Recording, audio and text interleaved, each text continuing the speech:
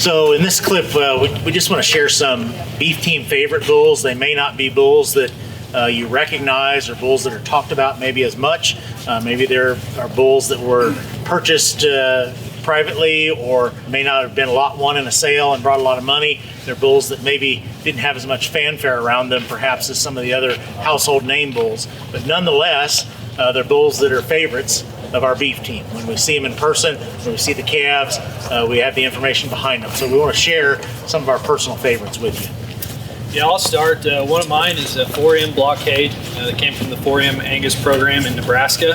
That's a bull that I think has a pretty diverse ability to help out customers across the nation. He's a sensibly sized bull who's extremely square, lots of meat and muscle in that bull, moves really well and balances up pretty nice. On paper, when you look at him, he's got really solid growth numbers, kind of a high dollar in bull who's actually got some really solid pap and hair shed numbers as well. So I think he fits into a lot of different scenarios.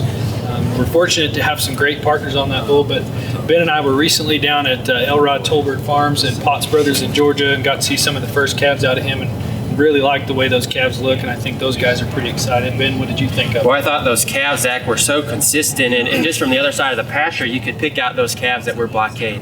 Just had so much thickness, so much shape, and ones that they are very excited about, and just a nice, great big hip on those, even as calves.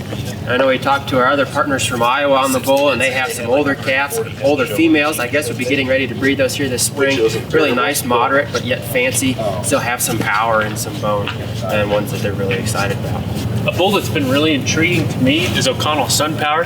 He's a Sunbeam out of a pay-weight daughter, and just a really high-performance, high-growth bull that has got a lot of foot quality. And what's interesting to me is that bull really wasn't on a lot of breeders' radars until they saw him in person. A bull that can really be a high satisfaction, really phenotype bull that moves the numbers in a lot of locations.